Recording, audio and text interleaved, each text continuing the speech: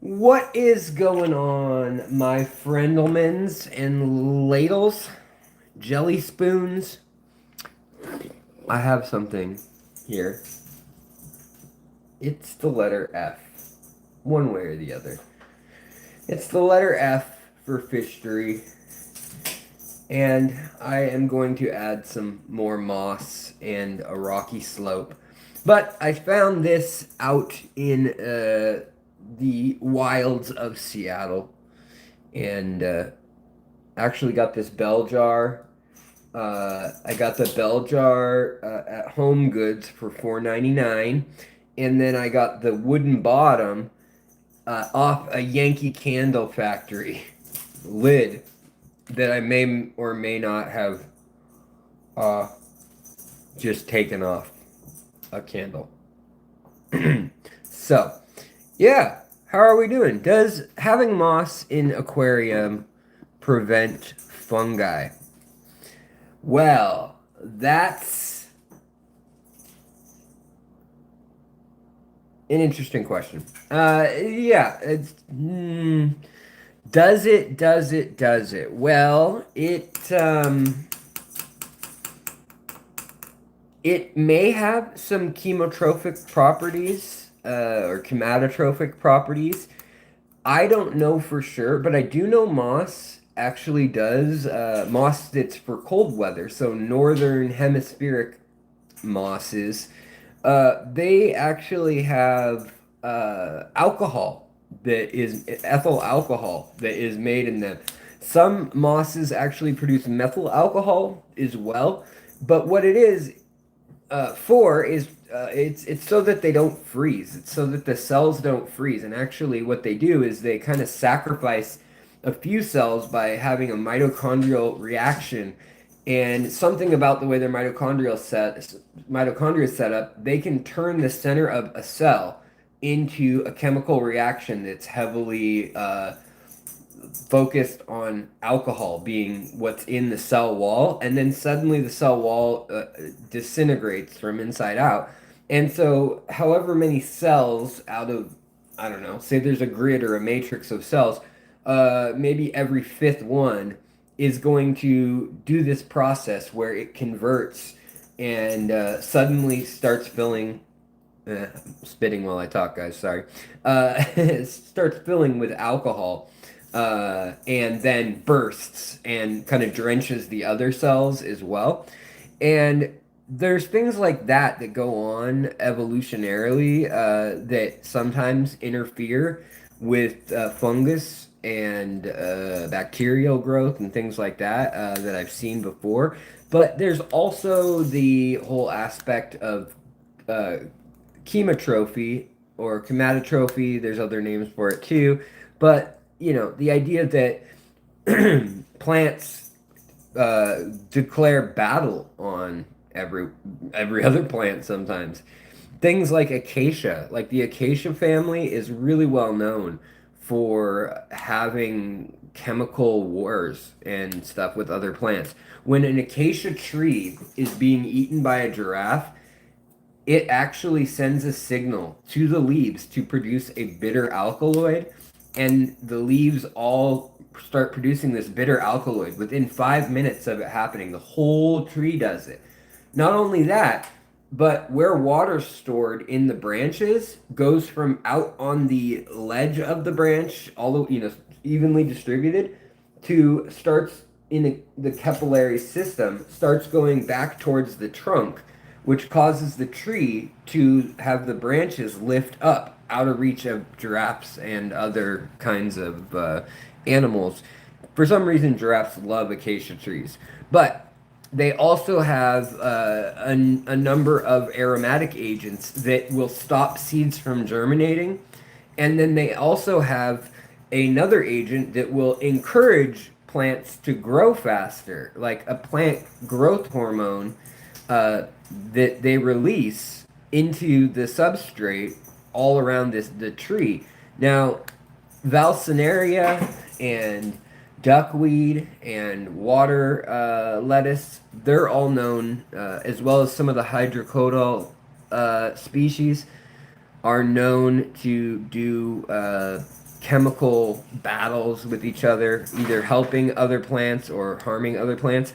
I do have a Garden of Eden discount code. I think it's either Secret 10 or Fishery 10. And I think I want to say it's either all caps or just the first letter is caps. It's been so long since I used that, but I want to say it's capital S and then all lowercase secret 10, I want to say. I think. If you messaged him, he would let you know what it is. It's been like years since that code has been used much because originally he set it up so that I could get store credit for it because I had referred a lot of people for Caridina when I was doing a lot of videos on Caridina shrimp in particular. When I was in the midst of researching shrimp so much, that's what, that was the kind of topic of discussion of where can we get shrimp. And now, honestly, Moonlight Aquatics is where I tell people if you're getting into shrimp and you haven't done it before, that's probably where you want to go. He's got blue bolts that are like super blue bolts for $7.99. He's got gold bees for $4.99, and crystals for $3 to $5.99, depending on quality. Pretty amazing prices on moonlightaquatics.com. And also, I was just at Moonlight Aquatics today, and he obviously sells stuff online, but he's got brand new leopard and tiger moray eels that are freshwater born and raised from Bangladesh, and they are beautiful. Right now, one is about 1.5 feet. There's one really big one that's like not a baby, and the others are babies. They're all like maybe 6 to 8 inches, and pretty, like yay big around. Whereas that other one is more like, I don't know, a flashlight around. Like it's a real eel. So how are we doing, guys? ABC, good to see you, Kenny man. Andrew, good to see you, buddy. Heavyweight champ. Hey, big support or big fan and supporter. Hope everything gets better and we see revamped fish rooms soon. Thanks, man. I appreciate that. Anything botanical breaking down works. Says Travis. Yeah, when botanical stuff breaks down, it's really fascinating because all the acids in nature, sulfuric acid, tannic acid, humic acid, carbonic acid, nitric acid, all of those are going to be from dead things, pretty much. Organic things, once living, that die and break down. And they're soaking in water, and ions and other things can bond to them, and you can have things interrupt the process. But I just find it interesting that living things become so toxic, both with bacteria, with fungi, with pathogens that are harmful, and meat or whatever that's foul that we can't eat, or food that goes rotten and moldy that we can't eat, and yet like life continues. There's microscopic life that lives off of it and loves it. So I just find that to be an interesting kind of contradiction of sorts. The Garden of Eden discount code, yeah, mentioned again. Yeah, I think it's there. It's in old videos. Like if you go to the tour of his house that I did, it's in the description of that video. It's in the description of a lot of videos for years. I've been going down to Florida and visiting Grant and Shelby and their kids. I mean, maybe 8, 9 times I've gone down there now. It's a lot. I've been there a lot, and I've made videos pretty much every time. So yeah. What's the most natural way to lower the pH in a small tank? No more room for wood. I could add a few catappa leaves. Broom person, I would say that you can add some alder cones. Alder cones are phenomenal. They're very small. They're like, the end of this pen cap. That's how big, like, it is. It's spherical. And they will, if you add 10 of those to like a 3 gallon tank, I bet it'll drop your tank to like 6.0 if you're at 7 now or whatnot.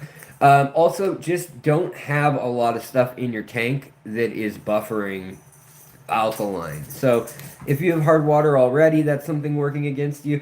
Don't have a bunch of crushed coral or sand from like Florida that's all made out of shells. Don't have limestone. Sirius stone is another stone that tends to be alkaline. So, you know, if you've got those things going on, you're kind of fighting an uphill battle. So that could be something else to consider. And again, it's okay to want to have acidic water. I can understand lots of reasons why. But do remind yourself that if you just have a little tank, like a 3 gallon, like little, nano style setup with a few species, um, you may, lean into it and use things like rabbit snails and, nearite snails and guppies, live bear, some sort of little live bear or little pictoguppies. They're postiliata, or are they pseudo postiliata? They're either postiliata or pseudo, or no, micro postiliata. That's what it is. Micro postiliata. Picta is a nice little live bear with it's an orange kind of guppy endler looking thing. Endlers are another good one for that matter. I guess the other ones get a little bit bigger, but Heteranda formosa, even the Elosoma, the pygmy, Gulf pygmy sunfish, they are nice and small and they will do well in hard water. There's a lot of ways you could tackle that idea for sure. 186 Element, what's good? And Cave of Wonders, what's good? Fishberg, how's it going? Andrew, buddy, good to see you. Let's see here. And by the way, 27 months ABC Aquatic Biotope Creations. Which by the way, his videos, his fish room, very cool stuff. Check it out if you never have. Did you get the Amazon gift codes I sent you? Um, Mike, are you for real? Because I think I might have gotten an email that said, "Here are your gift codes. We just need a little more info." And I think I thought it was a scam. Uh, so if you did send me something, I think it came through really like kind of unexpectedly, and it had been flagged as like warning, whatever.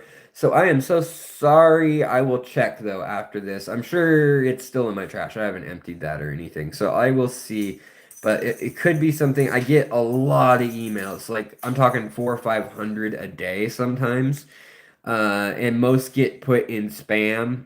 Most of them are really just like I signed up for something, I got a discount code, and now I get a bunch of crap from them or whatever. So I kind of have it. I wish I had set up a whole burner email for the aquarium hobby, basically, but I didn't. I just used the one that is out there. And the fact that it is out here on the internet means that bots and all sorts of other things, all sorts of programs and people can scrub for that info.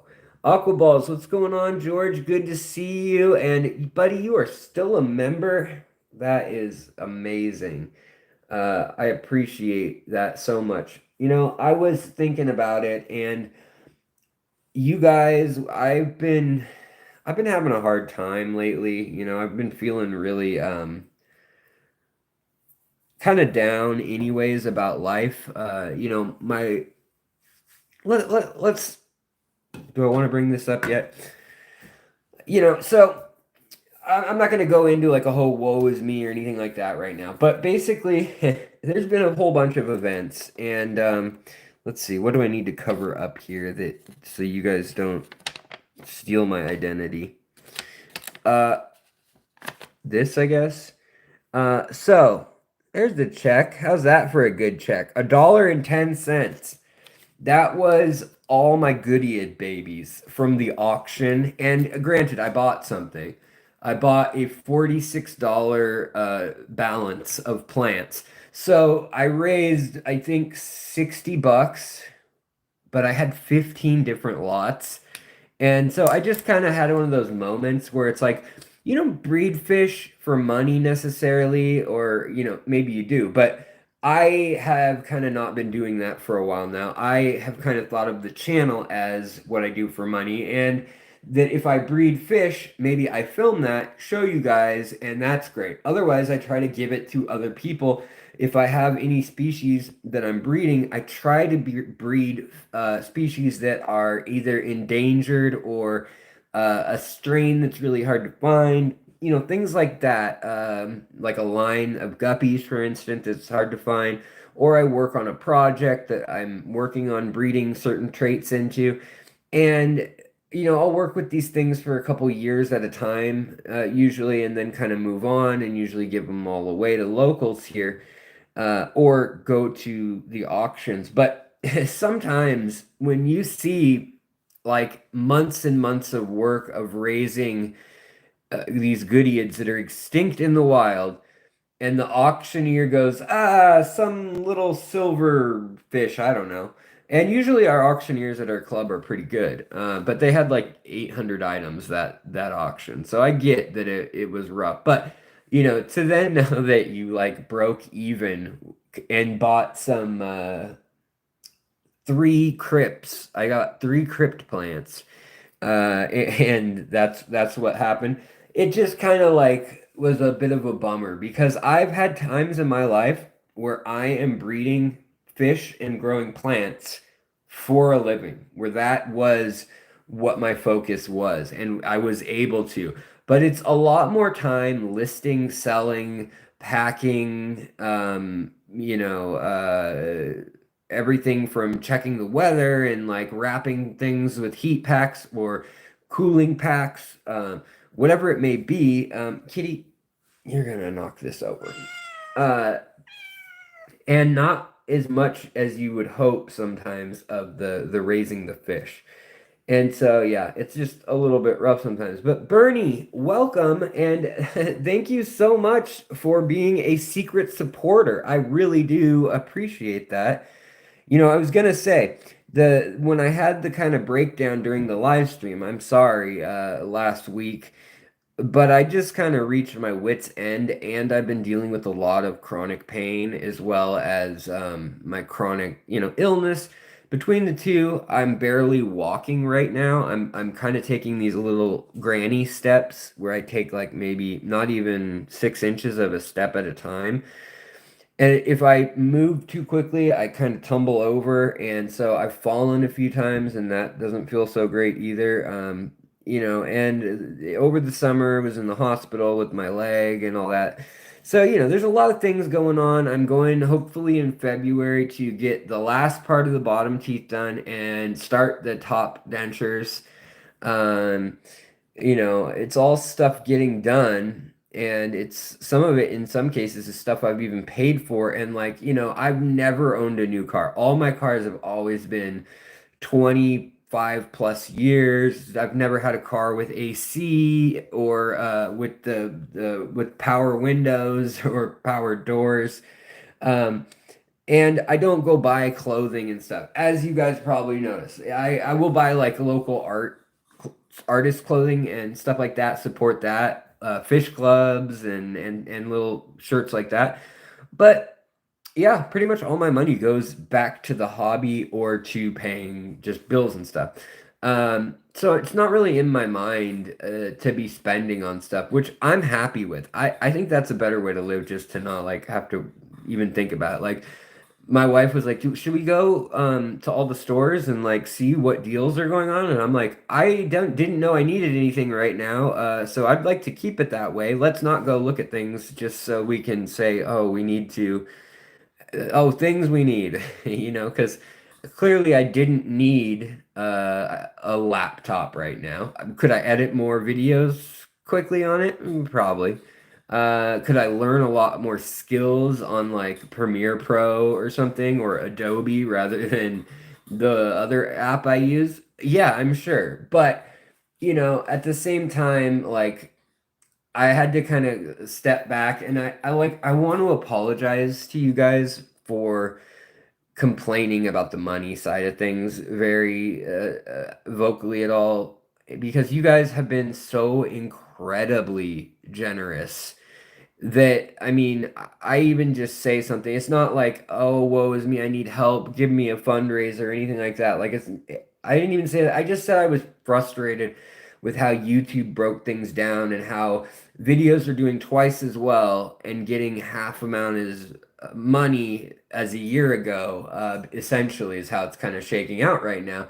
And how that was adding to my feeling burnt out and tired in the hobby a bit. It just or adding to my feeling like I'm not progressing, feeling stuck, and also then just adding more bills in my life, and Seattle being a pricey city and all that. And so you guys immediately like helped out on PayPal and Venmo. People sent me, some people $1 or two, other people somebody sent me $100. I mean, it was pretty wild. Somebody sent me 50 or no, 75, that's what it was. 50, 100 and a 75 that I was like, whoa, mind blown.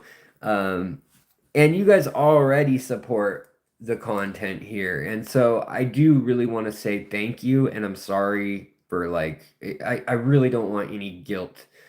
Because I was thinking about that all week. I was like, oh man, I hope nobody like did that out of like sheer guilt. Like, like, oh, I don't really want to give this guy money, but I should probably help. Like I've been in that spot where somebody says, hey, can I get $1? And I'm like, okay. Um, but I won't spend it on malt liquor. I promise that. So RJ says, can't do much, but my way of saying thank you, sir, $2. Well, thank you so very much, my kind sir. I will accept your money and I will raise it another $2. Ah, and we have a gift membership. Thank you so kindly, Ann H. That was very kind of you. And let's see here. Hey, Joey, welcome. Uh, hang in there, Alex. The money side of things is real. We all know it. Yeah, I know. It's just a bummer. Like there's kind of a taboo about talking about money, but I've always been and tried to be transparent. Like there's plenty of videos where I've said, "Hey guys, do you want to see what I make on YouTube?" And I go in and I show you guys the analytics and stuff. But ironically, some of the videos where I did that now 3 years ago, the money part hasn't changed, even though the number of you supporting has it continued to increase. The number of viewers continue to increase, but they're just getting greedier and greedier. Maybe I am too, but maybe that's the way the world's trending. But that's just frustrating when like $1 billion company or like Apple, for instance, if you join Discord, they're gonna add if you say you wanted to be a $2 member, a $3 member or whatever, they're gonna add another buck on top of that arbitrarily to everybody every month. They add 33%. And it's like they're also the ones who said you can't put the price at $1 because we want to make at least a third of we want to make at least uh a third of $1 or half a dollar, whatever it comes out to that they end up making. They wanted to make a certain amount. So they made the minimum higher than it used to be, which was it used to be 99 cents. And so I was mad when I couldn't do that. And then when I found out what had changed to cause that and why they couldn't get grandfathered in, and I found out it was because of that, that really, was frustrating. Um, Andrew says, what I would love to see setting up a sustainable long-term community that is easy to care for, not these fad setups after pulling down new tanks for beginners. Um, I have done that on the channel.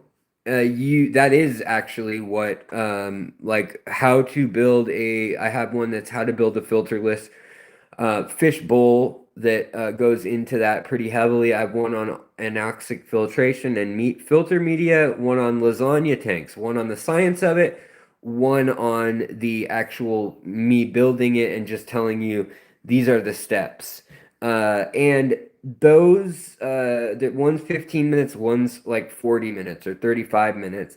And a lot of people don't want to watch the long one, and I get that, but a good number do end up watching it if they want to understand what it is they've created, why they went out and got the supplies needed and put it together. And there are plenty of people here in the community that have done a tank exactly along with me this way, or they've done a father fish version or a Wallstad version or some version of their own, or they've done safety zorb, or they've done biocenosis filtrations or under gravel filter. Under gravel I consider very different, but a lot of people kind of see it in the same vein. So there's that. But yeah, there will be more of that as I set up more tanks. So I was going to show you guys where we stand at the moment in the aquarium hobby in the house. Where we stand as far as tanks coming down, being torn down, and new tanks going up, I guess. So yeah. Let's see here. Have you ever lost interest in fish?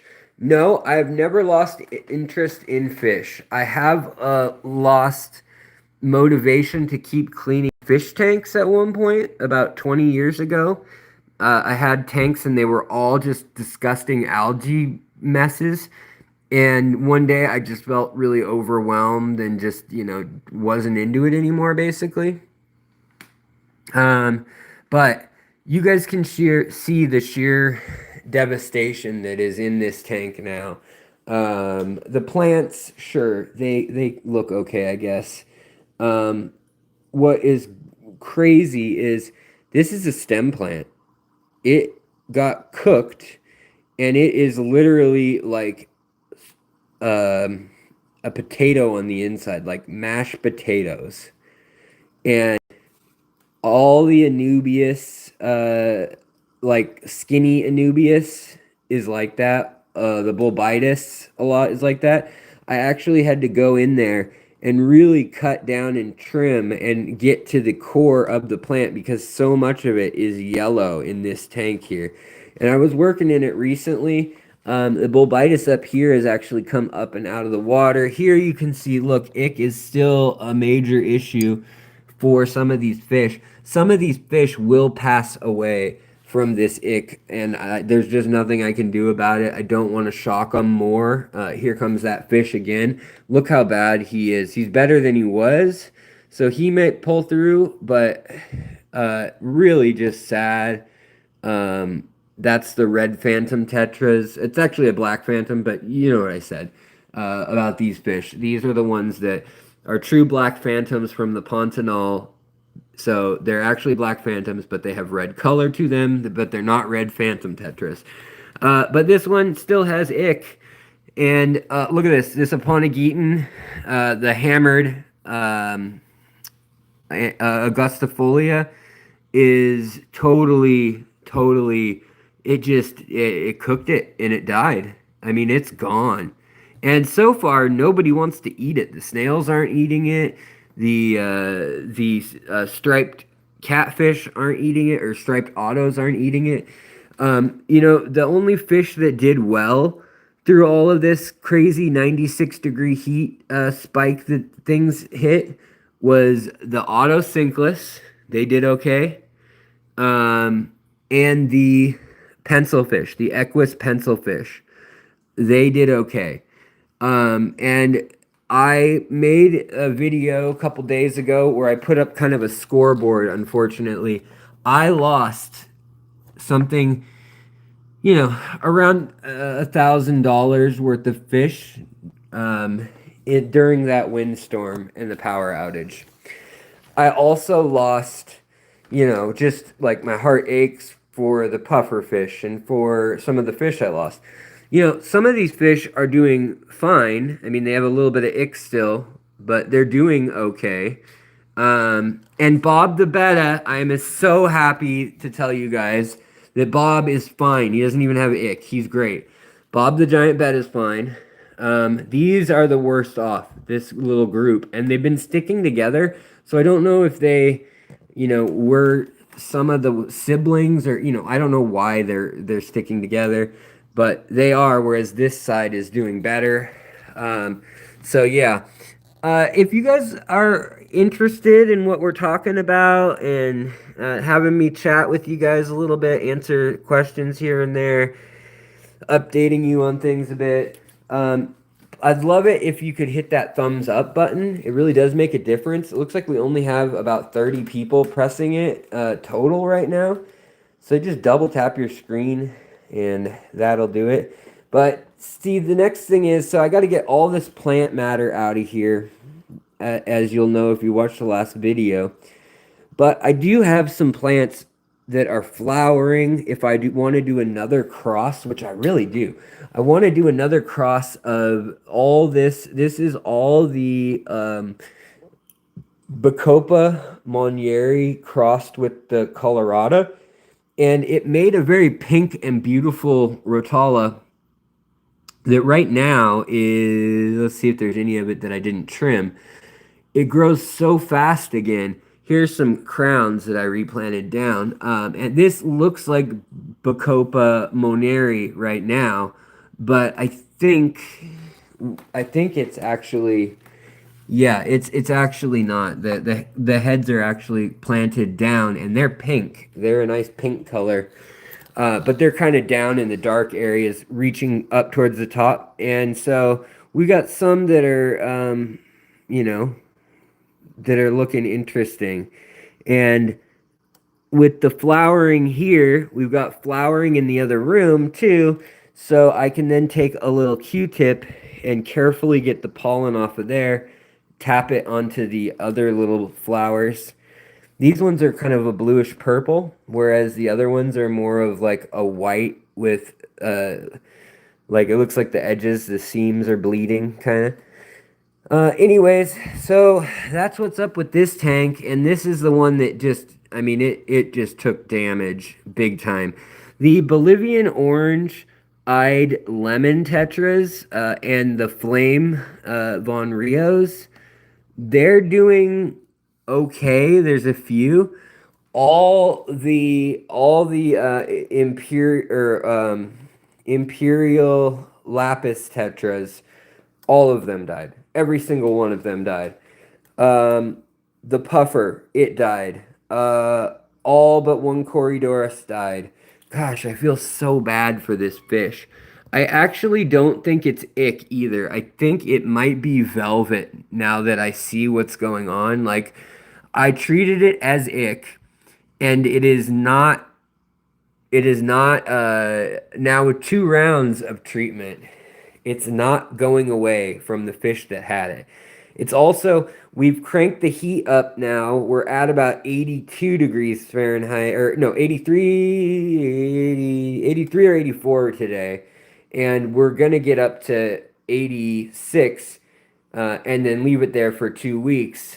But I didn't want to do that the first 3 or 4 days after the whole shock of going to 96 and then to 58 or 60 and back. So we're just kind of letting it be because some of these little guys are okay. Some have no ick whatsoever, no velvet or ick, whatever it is, at all.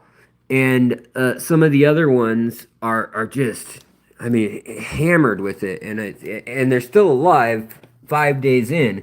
So it says something. Now there's also a diamond tetra in here that's still alive, and one Cory that's a Venezuelana Cory, and that's it. That's all I have out of this entire tank. Like there were close to 75 or 80 fish in here that the headstanders, they all died.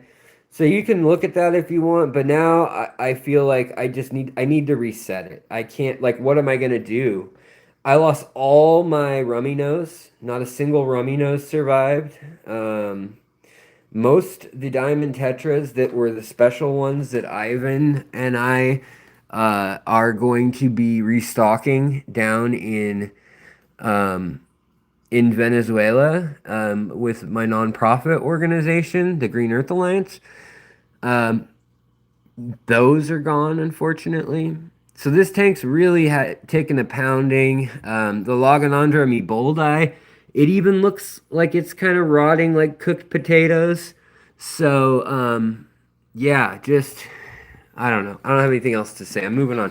Also, with the questions, guys, I'm sorry. I lost your, um, or I'm gonna say I didn't. I'm not reading back up the chain much, um, or up the chat rather. Sorry, but I am gonna take a look at these in a sec.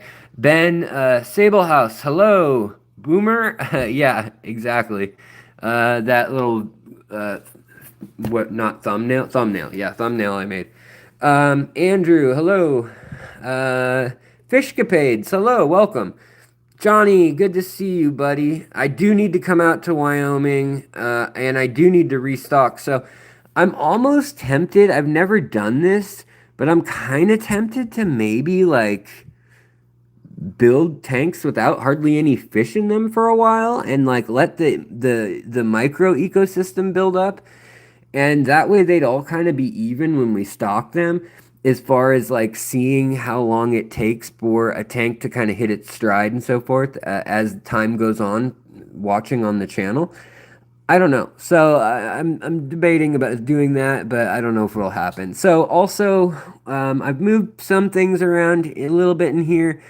We've still got the the male that's going on 3 years, I guess 3 years old, and he's got his fourth generation here, and there's actually now a fifth generation right in here, some of them, and also that fourth generation finally has some mature females. Cat, what are you doing? And also, I was kind of hoping that that the killifish, that the rocket killies would spawn in here, maybe, with just shrimp being the only real. There's these Amanos in here still, also. And actually, these are those Amanos. Gosh, check this out, you guys. These are those Amanos from Aquatic Arts. Look at how yellow they are. It is wild. They're banana yellow. The lemon variety that I got from them. That is wild. There's another one over there. You can see how yellow it is. I mean, they've stayed so yellow, and my water is so soft. Usually all my shrimp like white out. Like that's a normal Amano back there, and it's kind of just looks like a snowball shrimp. Same with this one here. Come on. This one has orange eyes though. Anyways, so this tank, I'm slowly but surely, the filter's been off now for a week or more, so it doesn't really matter other than the heater on this one. But you can see all the junk I'm trimming out of it. I literally just piled it up and then pressed it down and let it drip off here. And then it literally dried on the light today while I was watching TV. But then I'll just grab this later and just toss it all. But I do have an idea, other than feeding my Scud tanks this leftover stuff. I kind of want to see if this Claudifera, however you want to say it, the Marmo moss ball stuff that is annoying as all hell once it escapes its moss ball form. This stuff is never going to go away from the aquarium it's in once it breaks out, okay, guys? But I am kind of curious to see what we could, if you can do anything with it. Like with duckweed, we can make like a duckweed smoothie or a duckweed wafer for the fish and algae-eating fish or loaches and stuff. So I'm kind of curious if we can dry it and press it. I don't know. We'll see. And then, like I was saying here, we got one glass cat left. He's back there with another baby fifth generation guppy. And we're just cleaning up now. Here, this is a bummer because this was designed to be a sponge that's cycled, totally cycled, so that I never have to, never have to worry about, hey, we do have one little rasbora too, one little, one of the polka dot rasboras, the smallest rasbora there is, actually. But yeah, so I had hoped that we'd have that thing in here so that we could just pop it into any aquarium and ta-da, then you've got a filter that's totally cycled and jump starts any tank that you want. And it turns out that now it's covered in this dumb Claudiphora algae, and there's no way I'd want to introduce it to a new tank, especially a new tank that doesn't already have a bunch of kinds of algae, because this tank has the Claudiphora. It also has other kinds of algae, and it has moss, and it has, it has lots of good stuff too, I guess. All this mulm, and this tank is like 10 years old at least. But that stuff is so. Oh, here's another very young new fish surviving. But anyways, here is the generation that we try now, fourth generation. Look at these males. They're looking pretty good with the fire in the tail and the dots and stripes on the body. I'm pretty excited. Some are a little too muddy for me, like a mutt, not muddy. But yeah, so we'll see. That's where that stands, but you can see that I'm cleaning it up. Like, I cut down a lot of val. I'm getting rid of plants because right now the plants, there's too many. It's a crazy mess, yada yada. I need to keep getting rid of the Claudiphora, algae and all that. That's a pain in the butt too, but I'm slowly pulling that out and getting rid of it. And then hopefully on this tank with this super duper deep substrate, I think maybe, I don't know, maybe one more layer of aqua soil, like that much aqua soil, like an inch, and we could revive things a little bit. But I may just call it a day. I don't know. It's a nice rimless tank that has been in use so long. But I really would like to have an aquascape, and we'll show you guys the other tank that I'm thinking of aquascaping too. But we have some super chats here. Jay Lowell, hello, good to see you, buddy. Also, who else snuck in here? Gachels Fish Tube, what's up? Aquatic Moose, what's up? Good to see you. And Big Daddy Danknugs, what's up? How's it going? What is the fish with the blue eyes? Rocket killifish, or a clown killie, is what's probably known as. So who gifted? Coro did gift memberships. Wow. Thank you so much, Coro. That is so kind of you, buddy. You go above and beyond every single time. And, it is the end of the month. As a creator, I do have to say, they kind of wrap up our month, and then they send us a little thing of like, this is what you're going to make on the sometime between the 21st and the 27th of next month. And, that's how it kind of works. But yeah. Also, Johnny, thank you very kindly. Nobody perfect, but I learned a lot from you. Thanks, buddy. I'm not perfect, like I said, but yeah. Alex, can't you just lie to me about Claudiphora? I have it in every tank, I swear. I know, I wish I could, man. Johnny Best also gifted 5 fish memberships to the channel. Man, that is so freaking kind. And you guys watch and are just like engaged with the content and with what I'm up to. You guys, I hope you're like my friends. You guys are who I talk to. You guys are what I do with my day. In so many ways. Even if you're not online, I'm seeing the comments, I'm talking to other people. But when I see the people that are here all the time on the channel, I'm like, oh, what's up? Cool, I'm hanging out with Coro, or hey, I'm hanging out with Cave of Wonder. It's just like, yeah, I don't know. Probably more than more than you guys can imagine, because my life has kind of begun to revolve around all this, not just a job, but my life. And yeah, so Bob is here. What's interesting is Bob is no longer wanting affection from me that much, from what I've seen. So Bob, you want to come? No. So Bob just went and hid, which is a bummer. Again, so sad. And I don't think it is ick. I think it's got to be velvet or something. So I'm going to treat him with something else tomorrow. because I've treated him for ick heavily twice now. Problem with treating the water for ick too is it sucks the oxygen out of the water, and so I have used this little sponge filter as kind of an extra air stone, but I've got the collar on it to make extra bubbles. Mr. Bubbles, you're the one. You make a bath time so much fun. Um, let's see what else. Knack project. Hello. How will you know that the tank is ready to be no filter, no air stone, just plants and water top offs? That's a good question. I do have a video called "How to Go Filterless" or "How to Transform a Filter Tank into a Filterless Tank."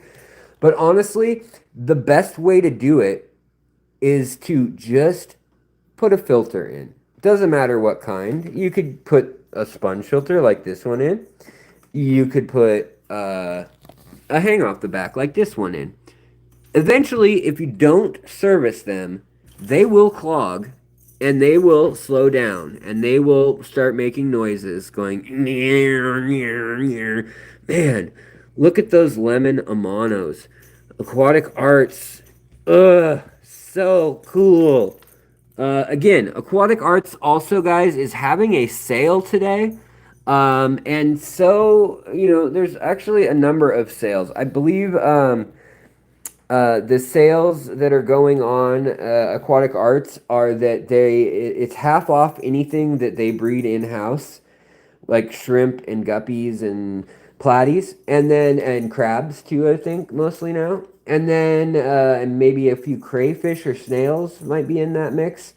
And then it's also 25% or 30% off of everything on their website. So it's a pretty good deal. Again, their prices are a little higher than some. They're lower than Dan's fish. Dan's fish doesn't do sales, so he's not doing a Black Friday sale or anything as far as I know. He will continue to make fish as cheap as he can for at the highest quality he can, and that's that. The other thing is, with Moonlight Aquatics, he is maybe doing a Monday sale. I'm trying to convince him, but the problem is today he literally got so cleared out at Moonlight Aquatics, both online and in his shop, that he literally is out of 2/3 of the fish he started with in the day. Like that's how good his prices are already. And then he did 25% off, which I was like, dude, you can't afford this. Like your fish are only 3 times your import cost. Like before all your spending and everything. And he's like, "Nope, I want to do it. I want to thank my customers." And I was like, "Dude, the only reason you can do this is because you have one employee who works like as your friend and you work 80 to 90 hours a week and like live in the store and import all yourself." Which I mean, hats off to Moonlight Aquatics. It's been doing well. He's been doing well. But he told me today that yeah, the store is kind of just breaking even. It's his online sales that do that he kind of counts in his head as like success. And so I took some pictures today while I was there, and I thought that I would make a post for y'all. I'll do it on the Discord. I'll do it on the uh, YouTube community section or post section. But basically, things like his moray eels that are leopard or tiger patterned, incredibly beautiful fish. I mean, he's selling green phantom plecos and blue phantom plecos that are 3 inches, 2.5 to 3 inches for $39.99. I mean, his prices are bonkers good. Um, and so, yeah, I really want to support him. He's been doing a lot better too, in like, he imports himself, so he's got to quarantine himself, he's got to treat himself. aquatic or aquarium co-op, they don't really do that much anymore, nor does Aquarium Zen doesn't do that at all. So other local shops around here that are well known, the farthest they really go to source things is maybe the Wet Spot, which is the Cichlid Exchange who does wholesale. But they're mostly doing aquahuna, which around here is known as G&H goldfish. It's two Asian dudes and a white dude that have been there since like the 70s in this dingy basement. Actually, they have a new location, but basically they like made this slick website, and Corey kind of relaunched it for them as Aquahuna, and they started selling online. Whereas before they just were a wholesaler for fish stores locally, and so they've blown up compared to what they used to be. Um, DHL Fish Stew, I paid $39 at my local fish store for a Blue Phantom Pleco, and that's with a 20% uh, discount, off discount. That's a good deal, especially if it was mid-size. I mean, that is a very nice size. And yes, I do understand that overseas how cheap fish are, definitely. I mean, there's even places here you can see that. There's spots in Florida where you can get imports for dirt cheap. I mean, at Moonlight Aquatics, he's selling Neocaradinas for $2.99, and they're completely double S or A grade, whatever you want to call them grade wise. That always changes, but they're definitely like the nicest blue dreams I've seen anywhere, or just as nice, I should say. No, they're not like ahead of that. Joey Lowell, I missed your question. Let's see here. Thanks again for the membership. That was so cool. You made my day. Blah, blah, blah. Let's see here. Where is your question, Joey? Joey asked Andrew Fishman, how can I tell if I got rid of it all? The Java moss is what turned into blue-green algae. I got all cottony and it smells very bad, and I got used to it. Also, who just Shaya, yeah, yeah, it might be Epistillus. Yeah, I think so. Um, or Epistolus. I guess I don't know how to say that. And then also, Fujiki, hello. You have scuds culture going, but I don't seem to be getting many numbers. No water changes. Feed often. Ammonia, nitrites are zero. Lots of algae and plants, but not a scud. Any ideas? Yeah, I do. Let's go look at my scud tank real quick. But let me answer the question that I think he might have been referring to, which Joey Lowell asked, which was, I think, to his other friend, which, hey, what's Mister What's in the Cooler? How's it going as well? Um, but the question about the how do I know if I got all the cyanobacteria, like it's gone out of the algae or out of the moss, because moss is a extremely commonplace for algae and for cyanobacteria to start, because it's a super high surface area matrix of nutrition and nutrients, that's out there in the water, basically just waiting to grab even a single cell and allow that to make a home. And then from there, it'll colonize it quickly. The way you know the difference, if you really want to know for sure, is erythromycin or any gram positive. Um, and the uh, the gram positive bacteria antibiotics will kill all cyanobacterias in the hobby, anyways, all the normal ones. So any blue-green algae will be killed by erythromycin or maricin, any of those that you want to claim, or furin, but not furin plus or furin 2, which are gram negative. Don't use a gram negative. Use a gram positive antibiotic and add that, and that's one way to know for sure.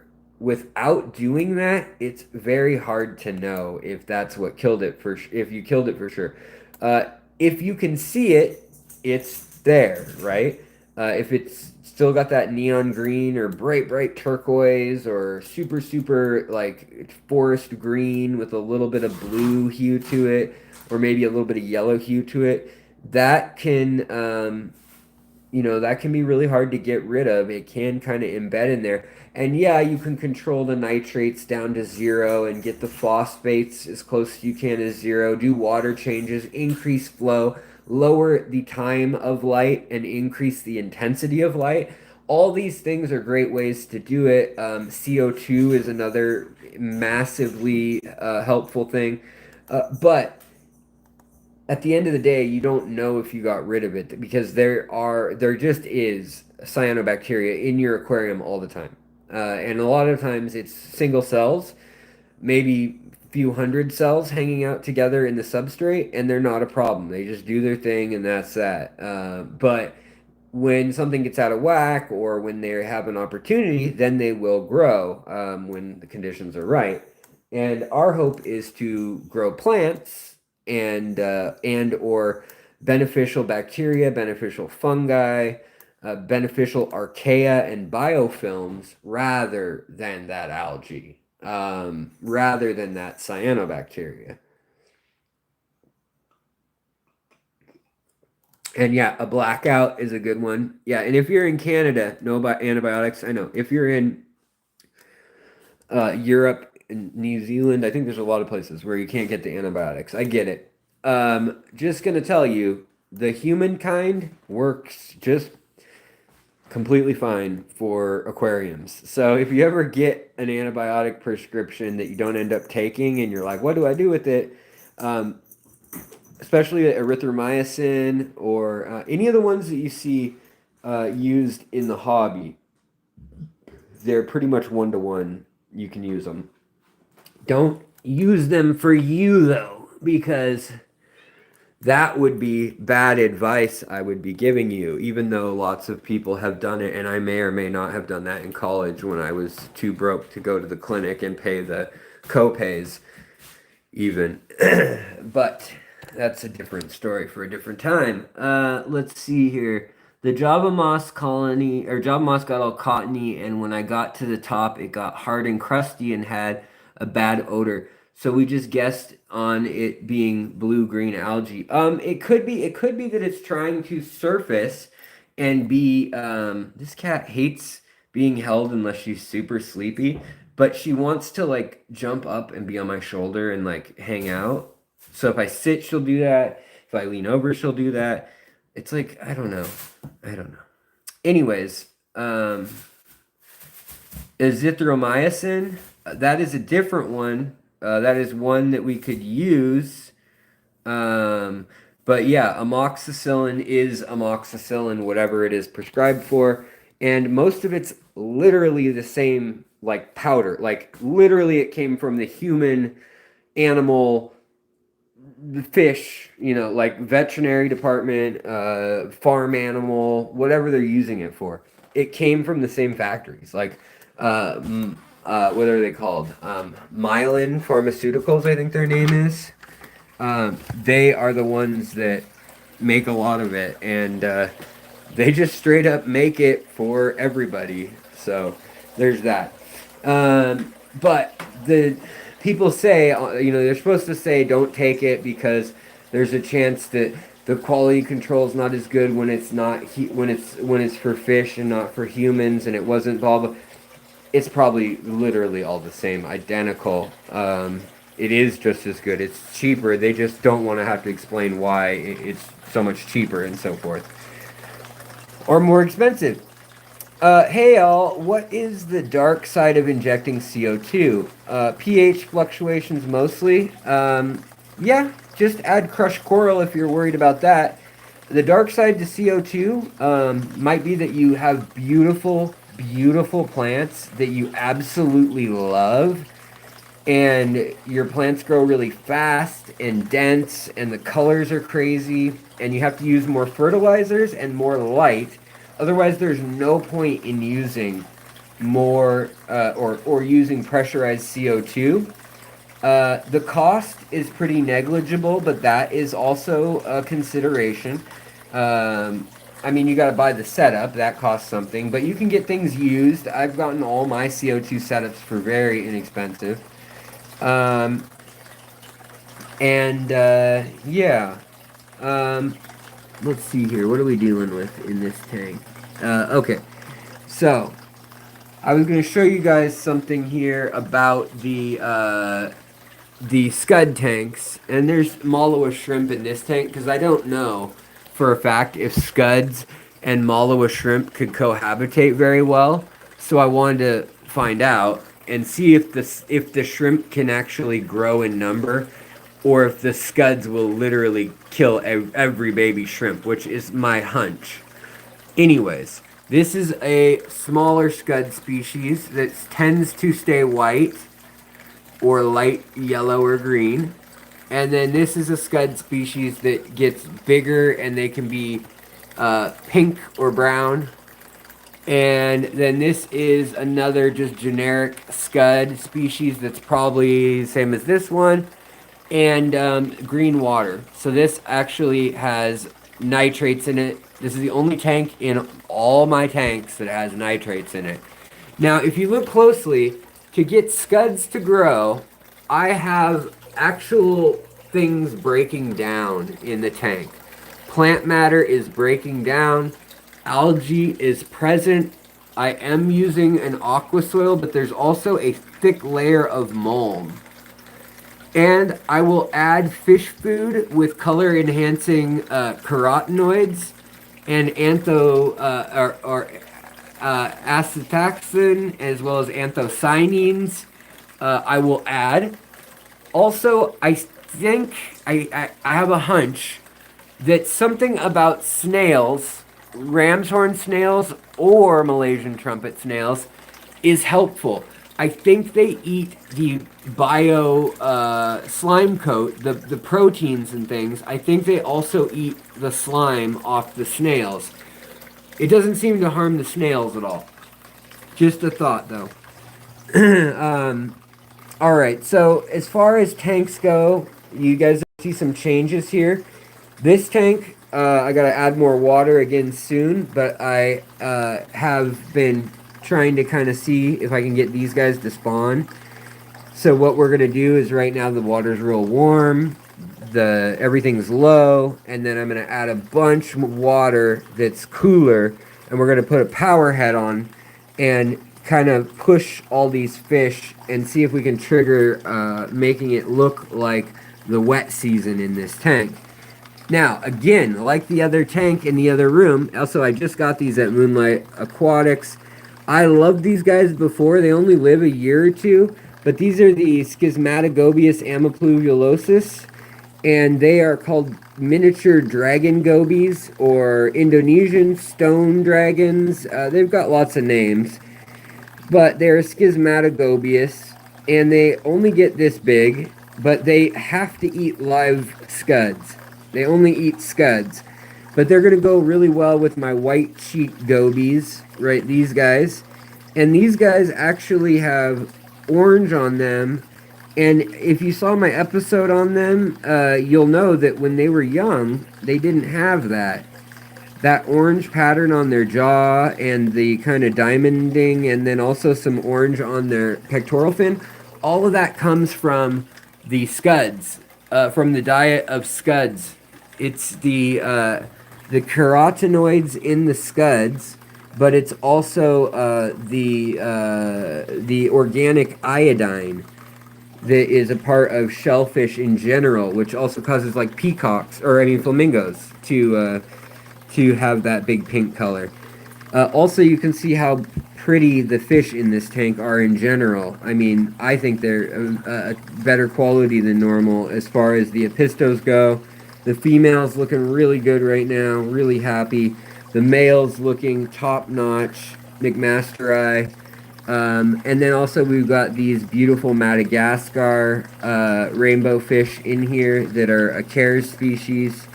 So this tank isn't going anywhere. I'm going to continue to maintain it. I've also got my Sahulensis in here.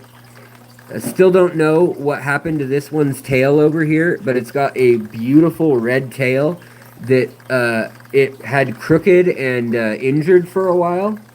And now it's just a beautiful red tail. And I think it's a bruise that's like permanent. But it's so perfect and it's so pretty that I don't know. I can't even speculate. Like maybe there's something genetic going on there that's crazy and I can't, begin to know. But this sponge, I had it ready to go and I was gonna cycle it it was cycled basically, and it was going to be used in, say, a tank that I'm gonna set up. But of course, it has claudiphora all over it. So does the wood here. So do all the rocks here. So while it's not a big deal here, and while this is one of the only neorites that will eat it, but they will eat it slowly, and also scuds will eat it if they have nothing else to eat.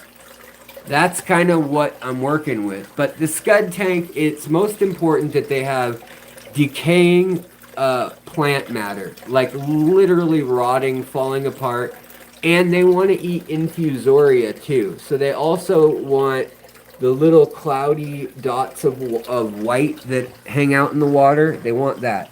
Okay, so these bettas, they'll probably stay the same. Ironically, I've got one more sponge filter in here, and guess what's growing on it? Claudiphora. Isn't that great? But these are the Maha chiensis wild bettas. The king, the male, he's looking good. Females looking fine, but I don't know, maybe a little bit timid. Then there's the secondary males right here. But this tank, non-filtered, only 2.5 gallons, whatever. Here is my betta Malak compuncta, full grown, 3 years old. Got him from Lawrence, Kent. He's a pretty good sized fish. Got him a new girlfriend because he killed the last ones. So hopefully that'll work out. Maybe I'll keep her with these guys until she's a little bigger. I haven't decided yet. I'm gonna like watch them for the first hour and get my popcorn and just sit there and watch. This tank, I'm starting to really rip everything out of this tank. This is another very old one, but it's not deep substrate. It's literally just rocks, dead snails, and a little bit of aqua soil. And basically, that's it. Now, there's goodeids in here. When the temperature fell, the baby goodeids died. Again, look at that claudiphora and algae on my backup sponge filter that was going to be for another tank. That sucks. Yeah, so these guys, the peacock gudgeons, they're fine. They're doing their thing. But I'm going to continue to get rid of floating plants, get rid of protein films, get rid of these, Najas grass and all the kind of space fillers. Here's some of the, these guys, they're not as close to the window in this tank. So that's why they're in here. But these are some of the goodeiid babies that did survive. The like 5 that survived are over here. Now she does appear to me that she may have more babies soon. She looks pretty pregnant. So we'll see. And luckily I still have the male and female, and they seem to be okay. The parents literally hid down in the mulm when the power went out. I came and checked on them with the flashlight, and as the tank got colder, they just went and burrowed into the mulm, and they were totally fine. They didn't care about the temperature in the least, really. All their fry passed away. All the pencilfish passed away. A lot of my almost dropped that in, well, onto this grate for the rainbow fish. But rainbow fish tank, nice and dirty, because there's no plants in here, really. There's a few floating plants, but really there's no plants. It's just a rainbow tank with power heads, and I changed the water. That tank and this tank are really my only tanks that get water changes a lot. The other tanks are all kind of, whatever. Now this just has shrimp in it right now, and probably a whole lot of like planaria and hydra and whatever. But it's just a whatever tank. This is the oldest substrate in the entire fish room. This is a tank that, actually I didn't see any shrimp even pop out when I moved that. I don't know. But this substrate is probably 12 to 14 years old. I don't know. It was given to me when it was already ancient. And it's never been touched or touched up or anything. So I don't know. Also, this tank had a green algae problem after the power went away and then came back. The mollies, they're doing good. They're not going to be touched. They're just going to continue to be a species-only native fish or wild fish tank. This filter died during the power outage. It literally melted the plastic, the impeller casing, warped and melted. I don't know why it did that during the power outage. Maybe when it came back on or something, but that's weird because you'd think it would need electricity to heat up like that. And then in here, this tank, I'm just tired of it, but it does breed these little hovering loaches, which are very difficult to breed in captivity. Nobody breeds them in captivity for profit. And so there's a part of me that's like, well, keep it running because clearly something about the loaches and the rosy loaches really like to spawn in here. But I'm kind of just bored at looking at all this Wassertang and like low tech, no tech. This is the only filter that's actually like ready to go, doing its job. Then I got rid of the extra tank here. I got rid of the extra tank there. Got rid of the extra tank back there. Just need to clean the shelves, clean the room. I pulled out the air lines and everything so I can access them, and all the wiring that had been tucked back farther and on both sides is now closer, so I can start unplugging things and reassessing what lights and what filters are needed. But for the most part, right now, even with the air filter running, I think, no, that tank doesn't even have it running. Yeah, no, none of the tanks have the air filter running other than this one right here. Yeah, that's it. And then this has a hang off the back filter, and so does the tank down there. And that's that. Now, I'm trying to get rid of the algae in here, but I'm also wondering if the checkerboard cichlids are going to want to spawn in the green water. The danios, definitely the female danios, have been letting go of their fry. And these are new fish. So right here, got the good old PetSmart special. Didn't quarantine them because everybody is already all messed up in the fish room anyways. And so didn't quarantine them, but these are the new tiger barbs that are teal. They're called teal or blue or jade tiger barbs. And so I think they look pretty darn cool. Got them for $2.99 a pop. Pretty good deal for a new line of fish. And then what's sad, my last earth eater. I don't know if you guys can even see him. But I've got the earth eater in here. I've also got my, let's see what else is in here. We've got the brilliant rasboras in here with the red tails. We've got some Siamese algae eaters that are yay big, 6 to 8 inches. We've got my massive angelfish that refuses to die no matter what. And the eel. The peacock eel's in here. That's the only one I really feel for right now. And the lone earth eater, I need to find him a house right here. He needs a house. Well, he hid right away. But he needs a house. He needs a better setup. He needs to be social. That's a green tank, guppy tank. There are a male and female in here that haven't bred yet. Maybe they will, maybe they won't. I don't know. Then over here we've got my Elisoma tank, and it's just chugging along. Also, there's one baby Kohaku swordtail in here. The Elisomas ate all the other Kohaku swordtails. Then we've got the blue Malawa line. And the blue Malawa line are kind of doing their thing, hanging out. Some are pretty blue now, and some are not quite there yet, but are getting bluer, like this guy. But anybody who was showing that blue trait, I tossed in here just because I had kind of lost that colony when the old tank crashed last year, a year ago, during a power outage. So we're getting a generator at some point, definitely, is another moral of the story. I just got 2 new Kalitawas, which I'm excited about because I have a Kalitawa male here and a female. I've got 2 females and a male. So I said, you know what? I need to get another pair at least. So they'll be in here. Um, this tank I'm also working on cleaning, so you can see the substrate. I've been just trimming the moss, also working on the duckweed, and also, oh, there's another hang off the back filter. Sorry. And this one will be good to go. We're going to save the substrate and add a little more topsoil here.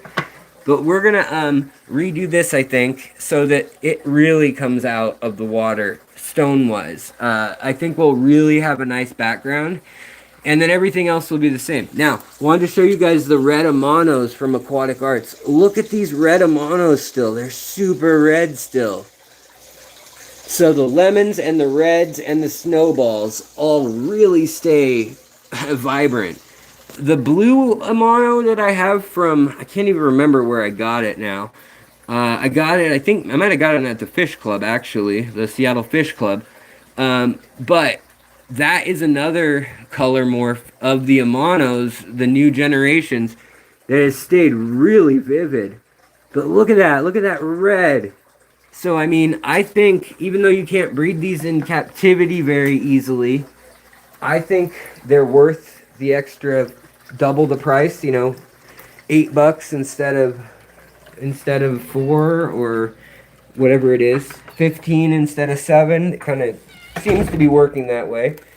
For a while they were going for like 70, 80, $90, but that was really just because nobody understood that they weren't super like rare. Kitty, come on. They weren't super rare or anything. They were pretty plentiful, and somebody let the cat out of the bag, as they say. Um, so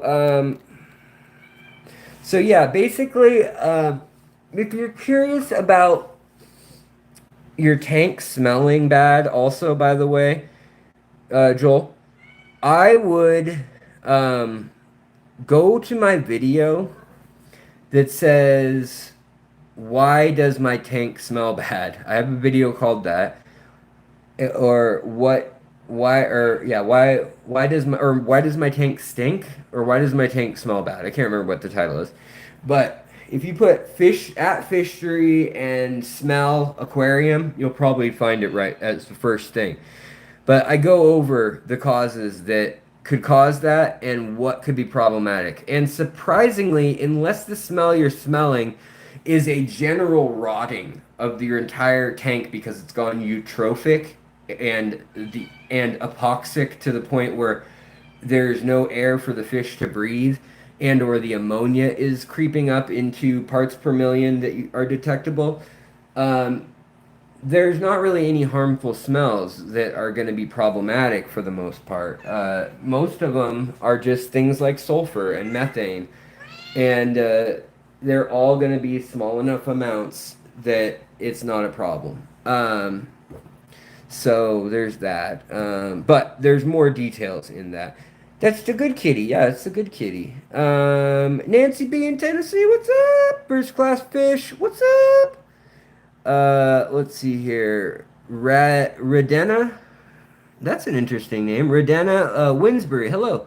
Love the reservoir. I think I need some bottom feeders. My betta picks on the Amanos. Impossible to feed them.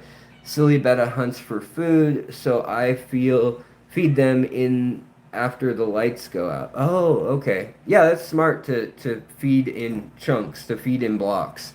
Um, you got to do what you got to do. I've had fish tanks where I have to feed like bloodworms in the middle of the night with a flashlight. Uh, and then the other fish just get sprinkles on top of fish flake, and then literally, I have to thaw the bloodworms and then like use a turkey baster and squirt it at the mouth of the cave so the plecos would eat it, and like I've had nightmare tanks as far as feeding goes. Mm. Another thing that I just saw today beyond the albino arowana, beyond the so many gobies for sale, including just beautiful flaming arrow. Sorry guys, I got so hot in that fish room still. I gotta step outside. But beautiful flaming arrow gobies and lipstick gobies, all the kind of uh, what are they? Sichiopterus or Sichiopterus? I don't know how to say it, how to pronounce it necessarily. Sicyopetrius, I think. Siche, I don't, whatever. Doesn't matter. Um, all those gobies are uh, doing good numbers there, and he brought a lot in. He's bringing more in next week, and I will do a live stream from his shop, so you guys can kind of like, if you want to buy something before the holidays, you can actually look for yourself and be like, okay, that's the one I want. You know, I'll message him and tell them that, and then use my code, and you'll get 10% off, and that'll be great. You know, then you'll get his crazy prices plus that, and it'll be rad. I use a turkey baster nearly every day in my tanks. Pretty sure I picked that up from you. Right on, Nancy. Yeah, I love the turkey baster. I think it's so funny that Fluval is selling turkey basters now and calling them gravel siphons, or like there was another company that had one, and it was pinpoint fish, what was it? Siphon, pinpoint fish siphon, and it was literally like a dollar store, like a really crappy quality injection molding, and like the plastic on the seam is like spilled out and they didn't trim it, you know, like not even more 10 cents, and it was like 20 bucks at a local fish store. I saw that, and the Fluval one's not much better, honestly. The Fluval one is made with a real soft rubber, so it has no suction power. I'm like, what is this crap? You want like a nice good bulb kind with like the good old-fashioned American vulcanized rubber. Actually, I don't know if it's vulcanized. Vulcanizing hardens it, so I don't know if it's that hard or if it's like semi-vulcanized. I don't know. Whatever. But the dollar store, yeah, no shade on the dollar store. They are a great place to get tools and all sorts of stuff for the aquarium hobby. I've done several videos where I said like $5 tools and less.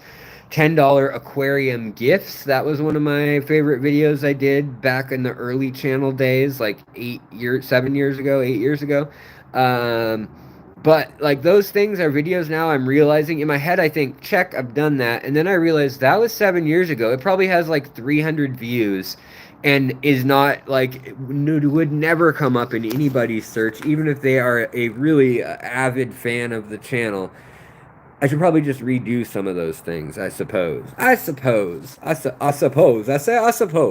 Idea for a video: purchase beneficial bacteria products, view them under the microscope, and see if any or how many are alive, accounting for shipping conditions, etc. Be fun to see. Others have done that, and the problem is there is no way to tell what is what. There are plenty of bacteria. In fact, there was just a paper published about the bacteria that made it up into space in the 70s on the outside of the International Space Station. Since then, lots of bacteria has gotten out and crawled around on the space station too. But a piece of the a piece of the space station that was folded away and tucked off to the side and basically has not been in use, and it had not been used in over 19 years. When they went and they looked at it for some reason to sample it, they found 4 types of bacteria living out in the vacuum of space, essentially.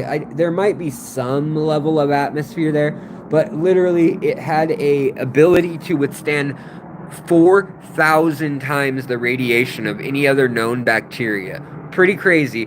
And it has evolved in space. They traced its DNA back to a DNA that is, when they went back to NASA's missions, they actually found it on one of the early Apollo mission era NASA gear. So it's from the early 70s or mid 70s, early space station years. That gear got taken up there.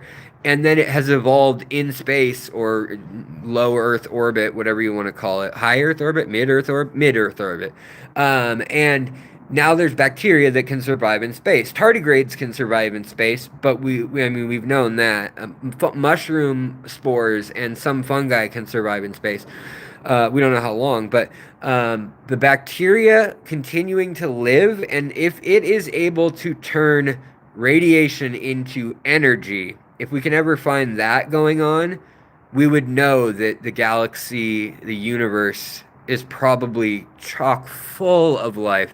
That any asteroid could likely have life on it just floating through space. You would go through a time period without as much radiation, but there's always cosmic background radiation of some level. Kid Kamikaze, hello. Water Bears, yeah, Drifter's Workshop, you guys know what's up. Um, Siraj, hello. A few days ago, I made a tank using Father Fish method, added 250 plants in it. Did they all get burnt or are they melting? They're melting. A lot of his plants come from Florida Aquatic Nurseries and Waterscapes. Those are two big old nurseries down in Florida. And they grow all their plants in rice paddy-like conditions where the roots are underwater and the sprouts are all started above water in very like usually hydroponic or very muddy soil with high nutrients. Then they're transferred to trays of either clay balls or pellets, like the akadama stuff. And then they are put out in rows and tables, depending on what they are. Unless it's a Ponegitan or Saswassertang, some of the nausea grasses, some of the crypts, some of those won't transport well uh, unless they're in their water form or they only have a water form. And that's how you can know, too, like, is it fresh or did they convert it? Now, there's places like Aquatic Arts who tries to, on some of the plants, they'll be all converted. On others, they won't. Same with Aquarium Co-op. They try to convert a lot of their plants, but a lot of times they're half converted or sometimes not even converted at all. Sometimes they're fully converted. That's not super common, but uh, that's why when you go to an auction or you go to a fish store and you can get plants that you know have been underwater their whole life, locally grown by a hobbyist or by a local store that has like a nursery tank or something. I think people should be willing to pay more. Ironically, a lot of times it goes for less because it's not from some company that's well known. Um, but the plants will change 100%. Also, the temperature, the gas exchange, the CO2, the air, the methane, the every little detail about how the plants travel will impact their stress levels and their ability to continue growing, or if they will be slightly stunted, or if they will die right away. But I do have plants, or I do have videos on plants and why they melt. It's called Why Are My Aquarium Plants All Melting? Uh, I have a video on a lot of topics. There's 1,800 videos, guys. There are a lot of topics I've covered in 7 or 8 years. And oh, we're not smoking out here. It's just 40 degrees, 38 degrees Fahrenheit, which is what, three Celsius, something like that. Will tannins kill my beneficial bacteria? That is a very good question. And yes, tannins can. They can indeed do that. And they won't as long as your tannin, or your pH, sorry, is over 6.5 is the rule of thumb. Hey, we have 77 likes and 77 people. We've had like a lot of people coming through the stream tonight, and only 77 likes. 78 like it. Okay, all right, I can retire. Um, can you keep the banana plant from melting away? Yeah, that's one I think that you'll lose the leaves, but you should keep the bananas. It's just a bulb. It's just a bulb plant, and usually bulb plants, they can lose all their leaves several times. I've had bulbs go dormant for a year. I've dried bulbs out completely. A lot of them actually like being dried out and then put back in the water. Look up, the Latin name for the species online, and look up care notes if you've got like, a Nymphea saturna or a Nymphea micrantha or a Nymphea minutia, any of those lilies, or the tiger lilies, or the red or orange lily, lotus or lily. A lot of things are called lotus and lily, but there's a difference scientifically and botanically, but the hobby screws it all up. So, yeah, just ignore the common name, use the Latin one. Yeah, that's cold down in Tennessee. That is very cold. And now this, do you have a light above the tank for pothos? Lack of light will leave them small. Yeah, it will. Pothos, was definitely, yeah, Ponigeton dormant for a year and a half before it came back, says Nancy. I believe it. Yeah, Jeremy, Yerk, what's up, man? 26 in Detroit. Yeah, Detroit gets cold. I believe that. I believe that. I've been there when it's cold as all get out. Uh, your lotus bulb seems to have died. How long before I give up on? Yeah, a year and a half to 2 years. I hate to tell you. Hmm. If you know what the species was, though, like, oh, it was a dwarf tricolor, or it was a, um, you know,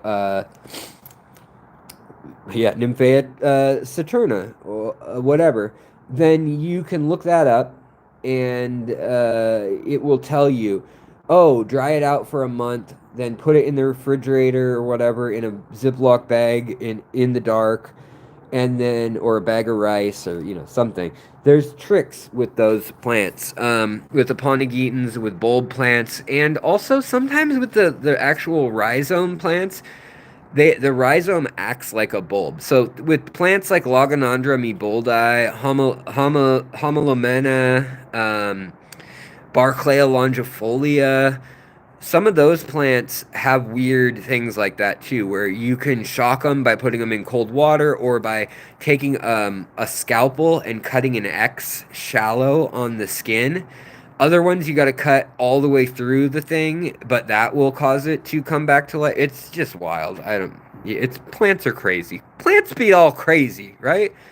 Um, Hey, sir, I've been watching a long time. Hope you're doing well. Yamaz, thank you so much. I like it. I appreciate it. And I hope you are doing well. Slum Hazy, what's up? Thank you. That's very nice of you. Is it possible to lower the KH in aquarium with catappa leaves? Or should I get Osmo? Okay, so no, you can lower the pH. So you can lower the alkalinity, or how alkaline or basic or acidic. You can change that stuff. You can always add more KH and GH or TDS, total dissolved solids, and that will usually tend to make the tank more alkaline if it's acidic. Now, if it's already acidic and you want, or alkaline, and you want to make it more acidic, putting in botanicals sometimes will make it more acidic.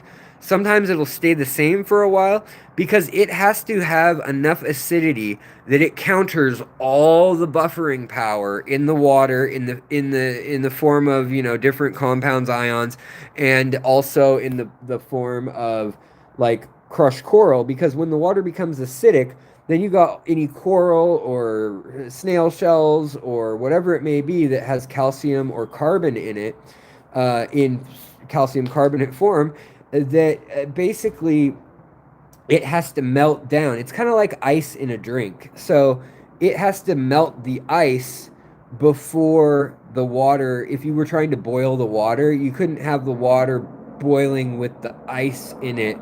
It would melt the ice cubes first, or rather your buffering capacity, your KH, it would reduce, and then you'd be able to lower the pH. So if you want to lower your KH, really the only way to do that is by removing water, because it is a solid, and it is a compound that like you can remove by removing water, or you can remove by removing plants and substrate. Plants will eat up and absorb some minerality like that. Fish will also eat up and absorb some minerality, but it's not a huge amount. Usually, with the exception of a few plants, it's not usually a lot.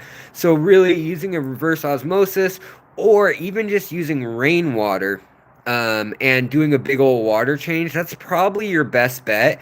And then to make sure that your tank has a little bit of buffer but is acidic, so that it is stably acidic. So aqua soil will work as well. I hope that makes sense. I know it's a really confusing topic. I wanted to do a video on that and make it a little clearer, like with illustrations or something. Um, and it's a tricky one for sure. Yeah, for sure. All right, let's see here. Yeah, we have a great community here, Joey. As far as here, the Discord, the Facebook group, the YouTube comments. If I don't have an answer, or if I don't see, if I don't get to a question, I'm trying to, but the channel has grown to a point where I spend hours every day trying to answer old comments and questions. I spend 4 hours minimum every day, and I'm very strict about that with myself. Even if I don't do a video, even if I don't live stream because I'm feeling sick, I'll at least go into the comments, go into my emails, go into, YouTube, and try to interact with folks. And sometimes I forget that not everyone sees that, so it's like, but go to any other channel with almost 100,000 subscribers and see how many people have hearts by the comments and actual thoughtful responses. It's next to no channels that size have that beyond like the first 20 comments at best. But everybody here is so helpful, and I like to think that it's because me and all the people that decided that they like this style of thing kind of got together, and we all have the like-minded approach of like, we're here to learn, we're here to teach others. And some people are at different places in the journey, but there are plenty of people here that are more than equipped to give you a great answer, and totally fill you in if you're newer at a certain thing or a certain part of the hobby. There are so many great people in this community and channel alone, let alone the internet and local fish clubs and all that. Mama Duck, how's it going? What is the meaning of life? To live and to die.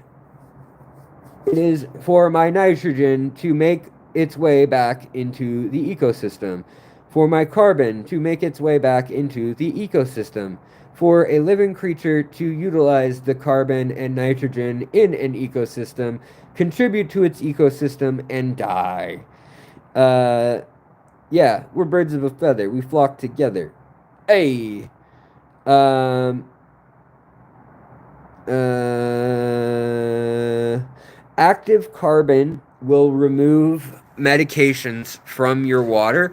It will also remove sediment, silt, murky water, stuff like that.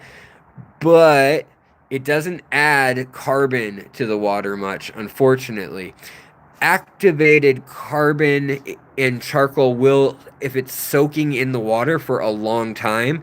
But the problem is, if you're using it in a filter and running water through it through a choke point that can't get around it, all the big things, it looks like Swiss cheese under a microscope. And the charcoal or the carbon matrix of Swiss cheese gets filled. All those Swiss cheese holes get filled. And all of a sudden, it's no longer like Swiss cheese. It's like normal cheese. It's like a block or a wall of cheese. And it no longer pulls out impurities and medications and toxins and things like that.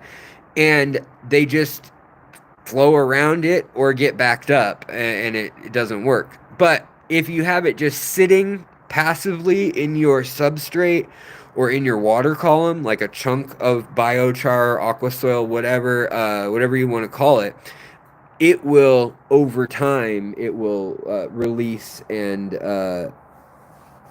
add some carbon to the plants and things. Just not a ton. Have I kept L46s? I've kept 2 of them, but I've never really kept them to like breed. They're just too expensive. I don't have that rich of blood, I guess. Um, drifters.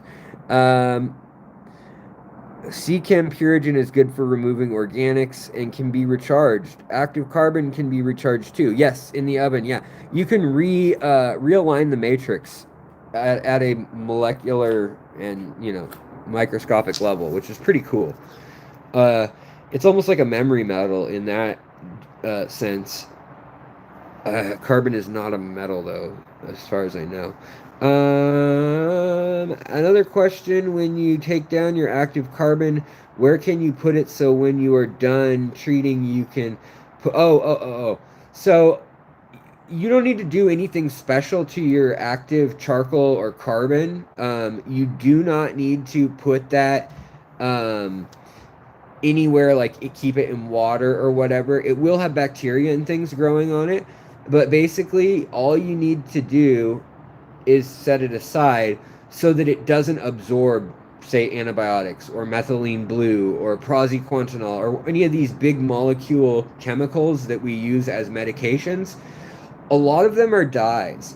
And I want to do a video on this, but I haven't put it all together in my brain yet.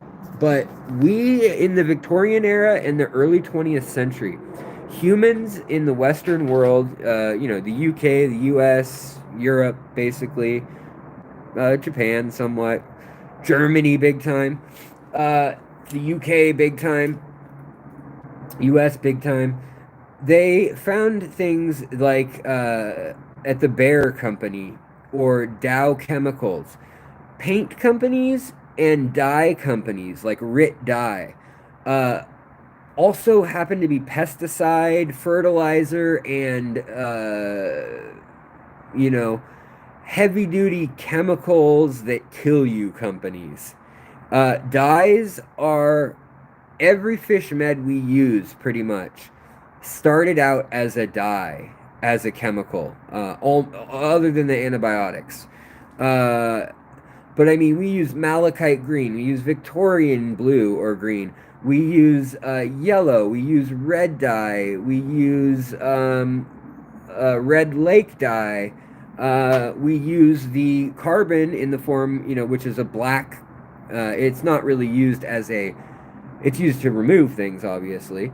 But yes, dyes are everywhere in the medication, also in the poison and gas and pesticide, forever chemicals, you name it, also. Guys, I am my